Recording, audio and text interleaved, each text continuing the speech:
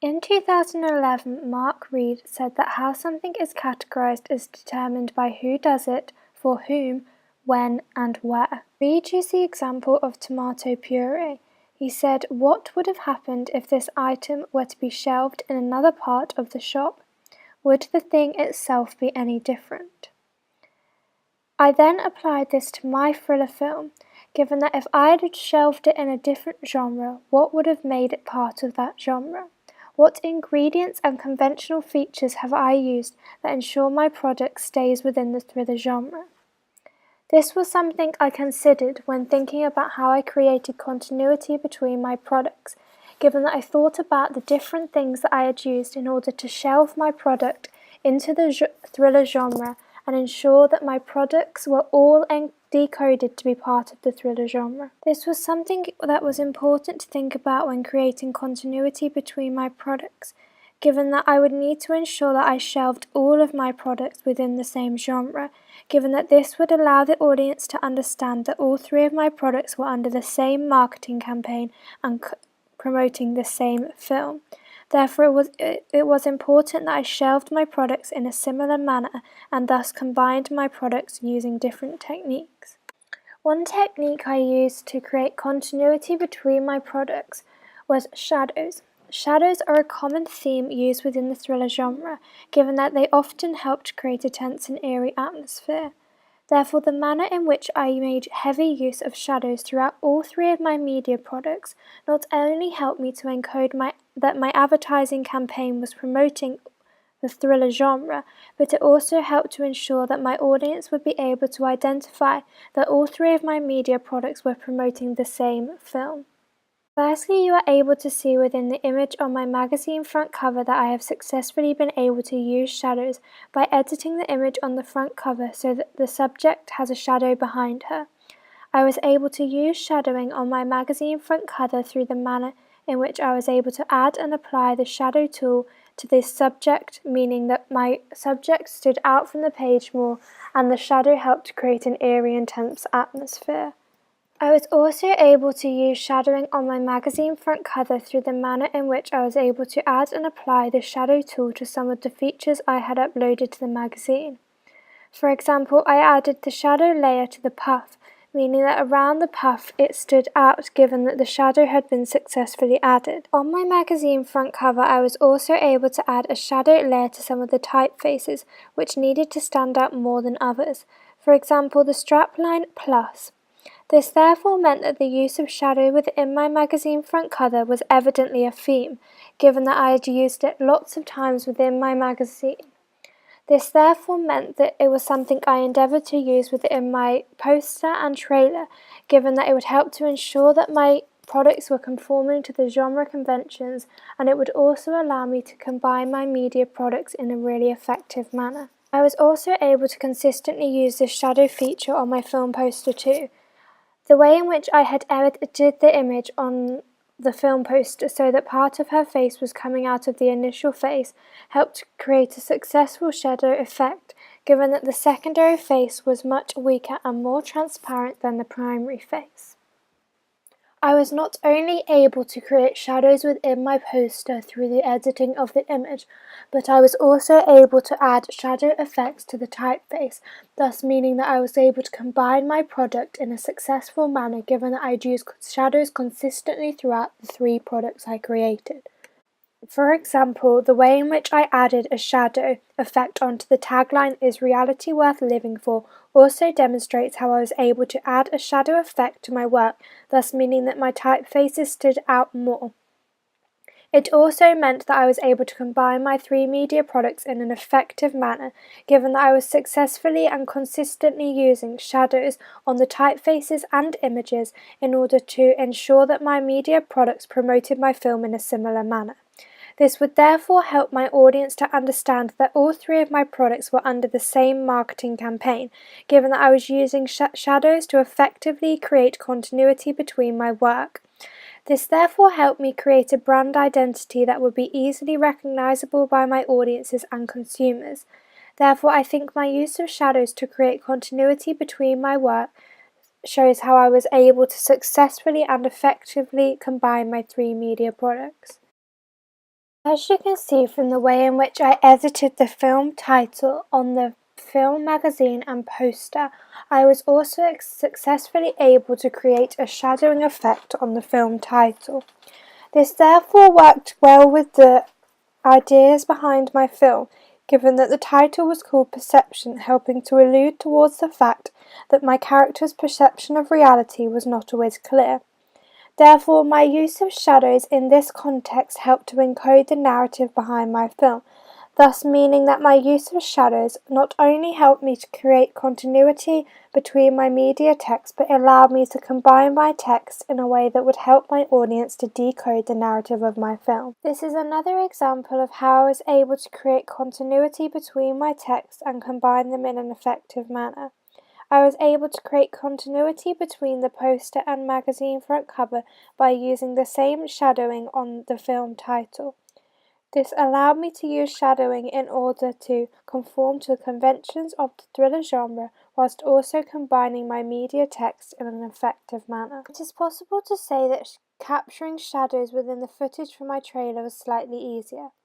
I would say that it was slightly easier given that I could manipulate the lighting of the footage more, thus meaning that I was able to get more effective uses of shadows. However, the way in which I was able to also include shadows within my trailer meant that I was able to combine my media products in an effective manner.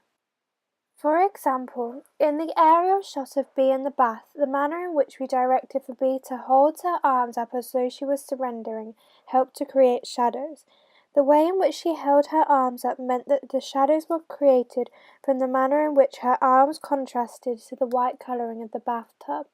This successfully helped to create shadows, thus proving that in my trailer I was also able to use shadows effectively. It demonstrates how I was able to use shadows in order to create a tense and eerie atmosphere within my trailer.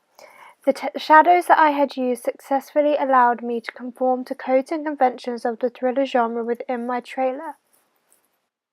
Another example of a shot which I took that utilizes and makes the most of shadows is the close-up of the sink at night. Given that this shot was filmed in the dark, I used a low-key lighting setup in order to successfully help create eerie and distorted shadows. This shows how I was able to use the lighting within my trailer in order to conform to the conventions of the thriller genre. It also shows how I was able to effectively use the lighting in order to create shadows in an effective manner. Another example of how I've successfully managed to set up the lighting within the shot so that shadows are captured was in the close-up of the pills, whereby you can see the red light shining on the pills successfully helped to create a distorted and tense shadow. The shadow which I created in this shot was controlled by the lighting setup which I had used.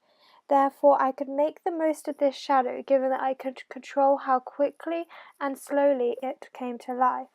This therefore shows how I was able to be in control of the shadows that I created, meaning that I was able to create shadows in a manner that was going to be effective and conformative to the thriller genre.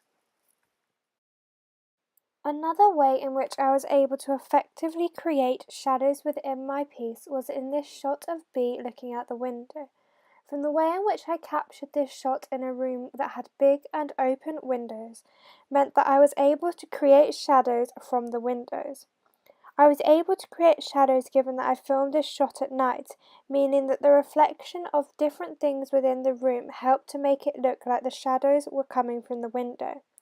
This therefore shows how I was successfully able to use the locations that I had and the time of day that I was filming in order to make the most of shadows within my work. The manner in which shadows were created from the window helped to create a tense and eerie atmosphere, given that you couldn't make out what was coming from the window.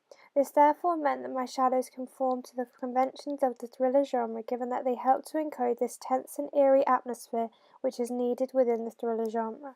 Another example can be seen within the section of Bee and Justin arguing. As you can also see, I filmed this shot in a room that had big and open windows, meaning that shadows were created from the windows. This therefore successfully helped to create a tense and eerie atmosphere which was conventional to the thriller genre. It meant that I was able to successfully use shadows in order to create a tense and eerie atmosphere, thus making my film trailer more recognisable within the thriller genre. This constant use of shadows that I have been using within my thriller trailer helps to show that I was establishing the use of shadows as a key theme within my trailer.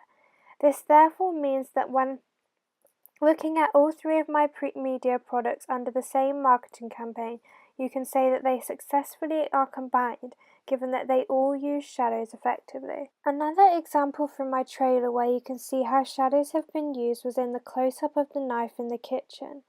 The way in which we captured this shot so that shadows can be seen from the knife pressing down on the chopping board also is another example of a shot which helps to establish that shadows was a key theme within our trailer. The way in which we have consistently used shadows within different shots of our trailer not only ensures that the shadows help to ensure our trailer conforms to the conventions of the thriller genre, but it also helps to ensure that we have successfully established the use of shadows as a theme within our trailer, thus meaning that we can also use it as a theme within our ancillary products to combine our products effectively. Another example of where we have used shadows within our trailer and manipulated the lighting in order to create shadows is in this shot here of Bee looking out the window. In this mid-shot here, I successfully shined a torch onto Bee when filming the shot. Given that this shot was filmed when it was just about to go dark, the way in which I used the torch helped to create a shadow of her face against the white window. This therefore shows how I've successfully been able to use lighting and the manipulation of lighting within this shot in order to create shadows effectively within my trailer. Another example of a shot within our trailer that successfully uses shadows is this example of the door handle. Here when filming this shot, I also shined a torch onto the door handle, meaning that the door handle would create a shadow on the white background of the door. This would successfully then create an eerie and tense atmosphere when the door handle opened by itself. Therefore, through the use of shadows, I was successfully able to ensure that this shot conformed to the conventions of the thriller genre by using shadows which are conventionally associated with the thriller genre. Although there are many more examples of different footage within our trailer that makes use of shadows, I have only included some of the main shots that use shadows for the purpose of this video. Therefore, this shows how I was able to use shadows effectively throughout my trailer in order to establish that shadows were a theme within my trailer. Therefore, you're effectively able to see how I was able to use shadows within all three of my products to shelf my products and ensure that they belong to the thriller genre. Therefore, I successfully used shadows within all three of my products in order to ensure that my thriller products were decoded and understood by my audience to be thriller products. I was therefore able to effectively combine my three media products through the use of shadows which I used. I was effectively able to make sure that my audience understood that shadows were key themes within not just my trailer but my magazine and poster too. Therefore, the way in which I consistently used shadows within all three of my products helped to combine my products successfully, given that it helped to promote the genre in a similar manner. It therefore meant that my use of shadows helped to create a successful brand identity for my film. This therefore would help and ensure that my audience understood that my three products were working and functioning under the same marketing campaign. This would allow my consumer to identify my product through the consistent use of shadows which I had used. The way in which I had consistently used shadows, in my opinion, would also increase the success of my marketing campaign. It would increase the success given that they are all promoting the film and working to promote the film in a similar manner, meaning that consumers would have an idea about the products from the different products. This therefore means that there is clear cohesion between my three media products, thus meaning that it is easier for my consumer to understand that all three of the products are promoting the same film.